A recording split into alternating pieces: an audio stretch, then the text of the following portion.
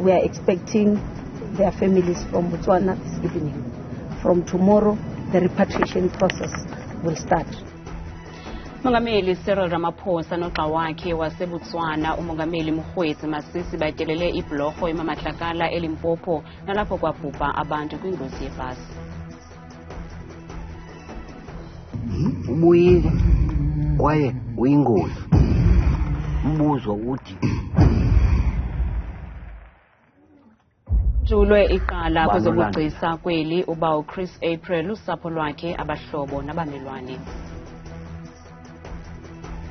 We Kaizer Chiefs are honestly blessed and privileged to have had one of the most exciting ball-playing centre-backs in this country as part of the Khosi Nation.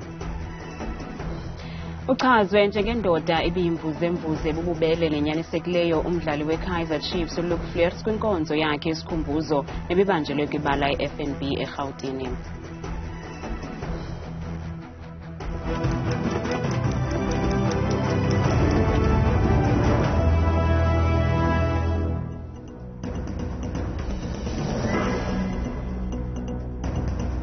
Namgele kwindaba zethu ngokuhlwanje andambe ndodwa andamba nophumza sikhumba noyitolikyo lemilwezandla botani mzontsundu. Izaqalisa kungekudala inkqubo yokugoduswa kwemizimba yamaxhoba ngama-45 awasweleka kwishwangusha lengozi yebhasi eyehla kwiveki ezimbini ezidlulileyo eLimpopo nawayesuka kwelaseBotswana esiya kwinkonzo yepasika eMarianhill. Okukuvele ngethuba umongameli weli umnumzana Cyril Ramaphosa kwakunye noxa wakhe waseBotswana umnumzana Mokgweetsi Masisi bebetyelele ibhulorho yasemaMatlakala nekulapho kwenzeka khona elishwangusha. Ukanti kuzakuthi ngoku mithandathu kuphela imizimba eselifaniswe ngempumelelo. Sele isisithuba seveki ezimbini ngoku sukela ishwangusha lengozi yebhasi lathi laginya imiphefumlo yabantu abangama-45 nabangabemi belizwe laseBotswana ababezimasa inkonzo yepasika eMarianhill. Namhlanje ke umongameli Cyril Ramaphosa noxa wakhe waseBotswana batyelele le ndawo yexhwayelo kwaye abasemfuthweni wolwazi bavakalise ukuba iyaqalisa ngomso inkqubo yokugoduswa kweminye yemizimba ethe yafaniseka ngempumelelo ngelixa eminye isalinde iziphumo zencindi yofuzo. We are expecting their families from Botswana this evening. From tomorrow, the repatriation process will start, so we will be done. Then the remaining, we still remain, is the human remains. The process of tissue sampling has been completed. All the samples have been sent to our DNA laboratory. Umongameli Cyril Ramaphosa wothulele umnqwazi lamazwe mabini ngentsebenziswano nangendlela ayisingathe ngayo le meko yale ngozi. That speaks volumes about the relationship between the two countries, which is underpinned by compassion, humanness, cooperation, and transparency. We were able to work with the government of Botswana in its various iterations. Ukanti nomongameli waseBotswana umnumzana Masisi ubambe ngazibini kurhulumente weli loMzantsi Afrika ngokuba yintonga esekhosi. More than anything else, it's the most profound thanks and expression of gratitude that we saw in the way in which South Africans responded, led by the government, to the support we gave to South Africans during their time of most need. Isabele zothutho kweli lithi sele liqukumbele ingxelo yalo yokukhangela intsusa mabandla yale ngozi. Ulwaphulomthetho eKapa lusube umphefumlo weqala lemidlalo kamabonakude uba uChris April emva kokuhlaselwa yimigewu ekhayeni lakhe enyanga ngoFebruwari walonyaka. Eli qala lazakhela igama ngendima elayidlalayo kumabonakude nakwimidlalo yasetheatre. Ukanti namhlanje likhunjulwe igalelo likabawo April sekwachaza nendlela ebuhlungu ekhokelele ekubhubheni kwakhe. Ubawo uChris April ubeneminyaka engama-83 yaye waqala ukuhlala enyanga ngeminyaka ye-80s. Lungcole ungele kuye ngomhla we-31 kuMarch emva kokuba wahlaselwa kanobomi zizaphulimthetho emzini wakhe. He develop bowel complications, due to the injury, because he had blood clot on both sides of the brain. The first assailant is actually one of the kids that he rescued from the streets. That was a dropout. So he was trying to teach him at least how to survive by teaching him art, teaching him music. I think that's where he picked up now how the house looks like, where can he enter. I think the dogs were more familiar to him. Le nkonde yakwa-April ishiya umzila uteketeke ngasemva njengomboniso bhanyabhanya othi Horror Movie 8 kuNetflix. Kambe ubezinikele kuphuhliso lwecandelo lezolonwabo kweli. So I started working with him trouble in Constantia, which flighted in 93.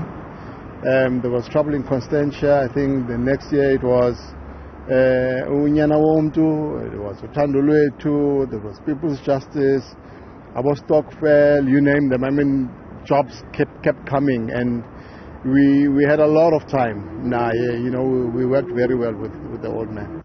Abamelwane bakhe bebemteketisa ke bembiza ngoBraspokes yaye bamchaze njengendoda ethembekileyo ebiligxalaba elibanzi kuluntu. We go to the Cape Town and lay our problems that we are one houses, and he was very, very active because he would never say no unless he's going out on the projects as acting. Uba uChris uzakubekwa kwikhaya lakhe lokugqibela ngomgqibelo eKapa, ilifa lakhe lityebileyo lakuhlala liphila inyanga. Abahlali bakwamamdekazi eMarianhill bangungelene kwihholo lasekuhlaleni eDassenhoek nalapho bekubanjwe intlanganiso emva kwesithwakumbe sodubulwano phakathi kwamapolisa noonqevu kwiveki ephelileyo. Umphathiswa wamapolisa uBhekicele ubeyinxalenye yale ntlanganiso yabahlali. Bazithe thaca izikhalazo zabo kumphathiswa wamapolisa uBhekicele. Abahlali bakwamamdekazi batsho besithi amapolisa wale ngingqi awawenzi ngendlela eyomsebenzi wawo. Batyhola ngelithi oonqevu babanjwa baphinde bakhululwe bengekafanele ukukhululwa, nto leyo ibeka ubomi babo esichengeni. Ngoku ke ngobenzela labrekisayo ukuthi imali abantwana besibakhulisa thina ngenxa yokungabikho isport. Abantwana bayamangalela ukuthi benzeni ababozwa. Amaphoyisa aseMarianhill aseMarianhill akabophi muntu kude kukhojwa ubugebengu akabophi muntu. Lesicela ukuthi uMagosha asize ongcono sibe ne-mobile police station ngoba uzoba mkhulu kakhulu uhlangene namaganga uhlangene noJobokazi mkhulu kakhulu. Umphathiswa uBhekicele uthi bazivile izikhalazo zabahlali kwaye esona sihamba phambili sisokuba kokhiwe isikhululo samapolisa kulo mmandla. We think we have managed to respond, but they also requested, because I was quite impressed. When we were here last time, we were told that people have moved away. I was quite impressed that several people, but especially one lady who was a victim of these criminals, said she wants to go back home, which means there is a space that people, they see to go back home. But they also requested that can the police keep that space so that criminals, they don't come back to occupy that space. Kubhubhe abantu abalithoba kolu dubulwano lamapolisa noonqevu.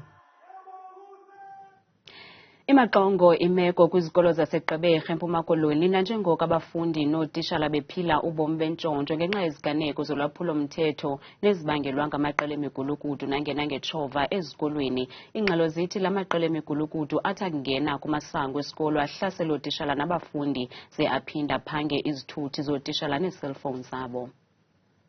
Abafundi, ootishala kunye nabazali baphila ubomi bentshontsho kungoku nje ngenxa yokongama kolwaphulo-mthetho eGqeberha kwiphondo leMpuma Koloni.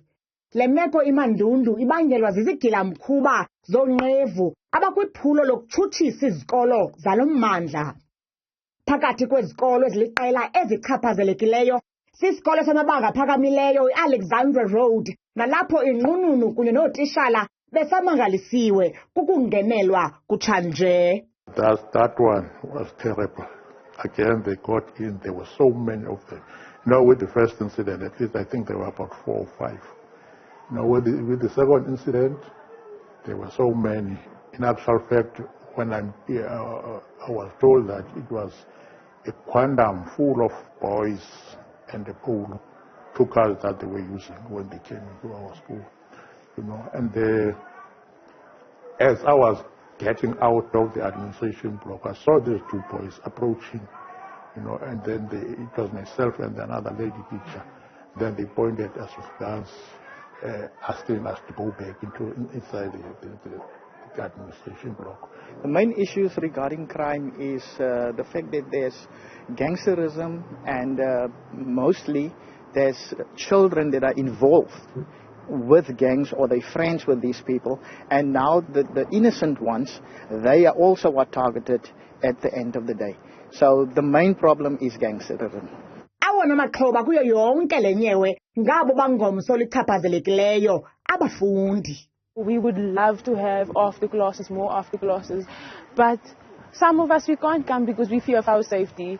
We have Saturday classes which really helps. We had a 87.3% and we're actually reaching to get 100%, and like more after classes would really help us, but we fear of our safety. Kungoku nje ziqikelela kwishumi inani lezikolo ezichaphazelekileyo kuquka iingingqi ezifana nakwaZakhele naseNew Brighton. Owayesakubanga umongameli weli umnumzana Jacob Zuma utyhola umongameli Ramaphosa ngokuba ngaphezulu komthetho okukulandela ukuhlehliswa kokufuna kwakhe ukutshutshisa bucala umongameli Ramaphosa de kube ngumhla wesithandathu ku-Agasti walonyaka. Kananjalo kaZuma uthi ngo-Agasti umbutho ye-MK Party uza kubulawula njengorhulumente. Sabeka icala simangalela umongameli. Sokulokwasukela ke ngesikhathi simangala siyeza lapha enkantolo njalo nje umongameli akakazeze lokho kuyabonisa ukuthi lelizwe lakithi akukabi lona leli esasithi siyalifuna, ngoba yonke into esiyenza la enkantolo amajaji ayasiphoqa ukuthi sibe khona noma kumnyama noma kubomvu. Unkosi Ndiphile Xhakaza ngusodolophu kumasipala waseKurhuleni. uXhakaza lelungu le-ANC ungena ezihlangwini ezikaSivuyile ngodwana noshenxiswe emva kwevoti yokungamthembi. Xhakaza uthembisa ngokwenza ngcono kulo masipala. I will be more consultative and ensure that we govern in the interest of the collective parties in council. Our utmost priorities is to ensure that the sustainable provision of basic services across the city, that to ensure that electricity provision is interrupted, that the provision of water is stabilized, that we keep our city clean, and that we invest in infrastructure, that we look at the issues of governance and ensure that we have a corrupt-free city. Kulibaphathiswa ephondo eMpuma Koloni umnumzana Oscar Mabuyane ityelele idolophu yaseLusikisiki nalapho ibiyokujonga inkqubela phambili yebhulorho yaseMsikaba kwaye kuzakuthi gangu kusele kuchithwe imali engange 1.65 billion rand kulwakhiwo lwale bhulorho. Ukwakhiwa kwale bhulorho kudale amathuba engqesho kulutsha lwaseLusikisiki nanjengoko ingabantu abaliwaka abaqashiweyo kwiilali ezikufutshane nale bhulorho. Le bhulorho yaqala ukokhiwa ngo-2019 yenye yamaphulo azokwenza bube lula ubomi babantu basezilalini nanjengoko bezokwazi ukufikelela kwiidolophu ezikufutshane nabo. Abasebenzi bale bhulorho bathi baziva bechulumancile ukubona uphuhliso kumhlaba wabo wamampondo. Ndonwabe kakhulu ukuba yinxalenye yokwakhiwa kwale bridge nokubona ukuguquka komhlaba wamampondo. Ndibe nami ndihlala emampondo kwilimpondo.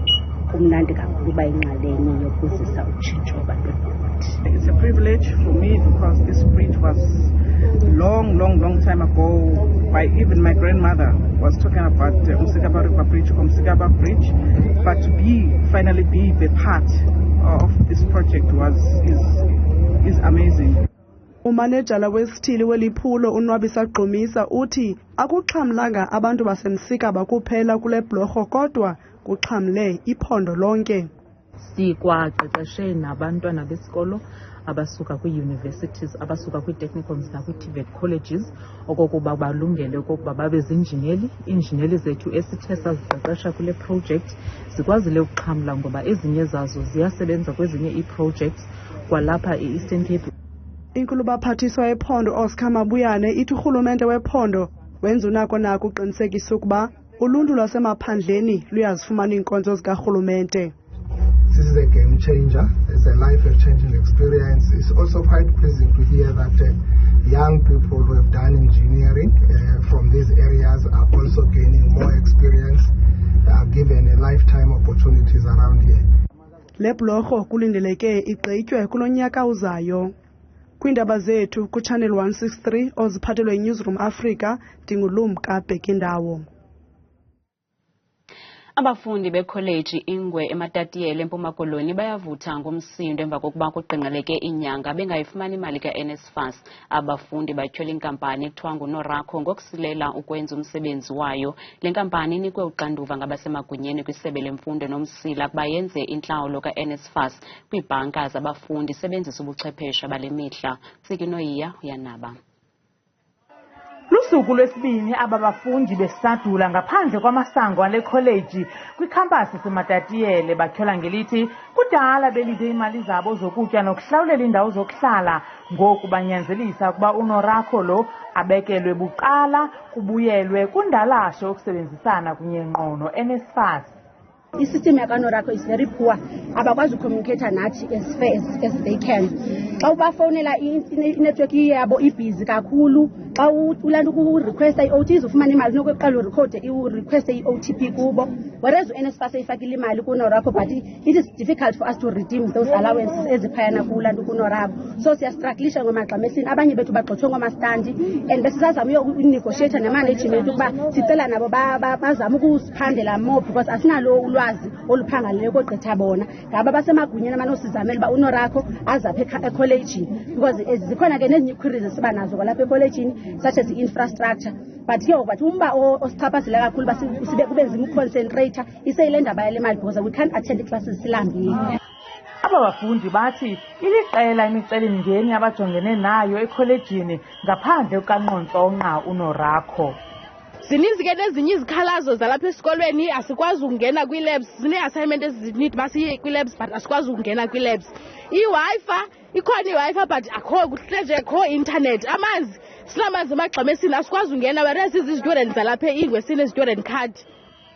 Bafunge bamuncintupha ngelithi basazawuqhubeka noqhankqalazo ukuba izinyanzeliso zabo azisiwaso, ingakumbi eso sokuguzulwa kukaNorapho. Ukanti iziphathamandla zekholeji azivumanga ukuphefumla ngelithi lo mbango kaNSFAS, ngoko ke abananto yakwenza nawo beliziko mfundo. Kwiindaba zethu kuChannel 163 ngokuphathelwa Newsroom Africa, ndinguntsiki Noyiya. Bekubanjwe inkonzo yesikhumbuzo yomdlali wangasemva weKaizer Chiefs uLuke nodutyulo wabulawa ngethuba kuphangwa isithuthi sakhe Honeydew kumandla seGauteng kwiveki ephelileyo. Usapho lakwaFleers luthi liza kumkhumbula uLuke ngokuthanda abantu, ukuzimisela kwakunye nokuthanda ibhola nosapho. He was just an amazing little guy, you know. He really had something special to give to the world. I guess that's why the world is so shaken about what is happening, because he was just a special kind of person, you know. I think he was an angel sent from above. Kusenjalo, ethetha igameni labadlali uGiven Msimango, umchaza uFleers njengomdlali ebenesakhono nobezimisela kakhulu kwaye ibiyinyhweba ukusebenzisana naye. He was a beacon of light. He was a source of inspiration for many. He was one person who knew how to light up a room with just being himself. He had an infectious relationship with us as a Makosi family, not only his teammates, but together with obviously the management of the club. Umlawuli ophezulu weqela leKaizer Chiefs. Masiphasa amehlo kwimozulu siyiphathelwa ngithabile Makhaphela.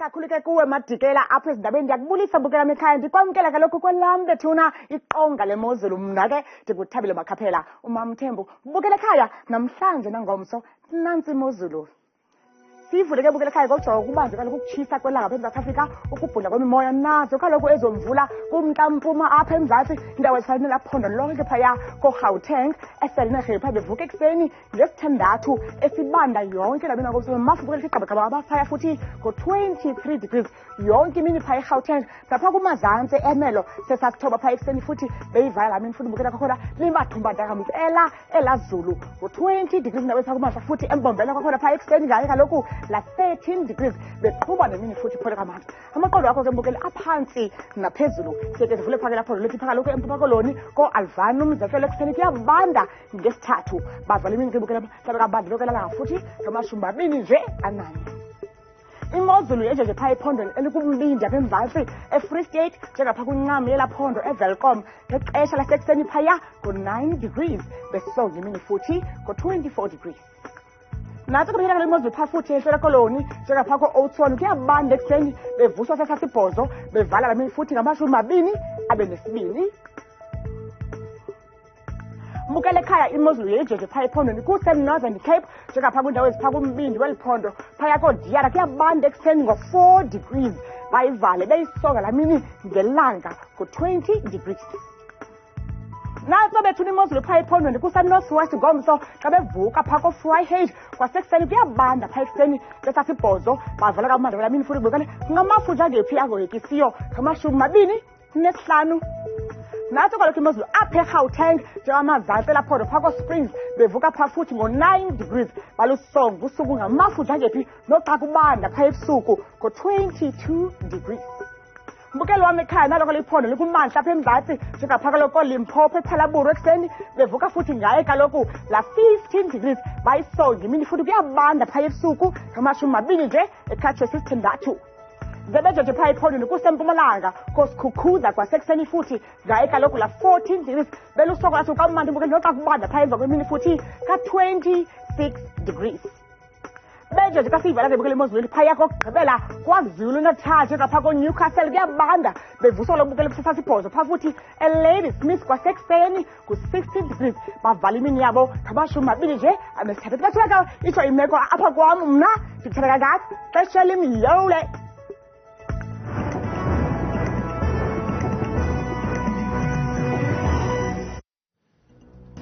kamnandi mawethu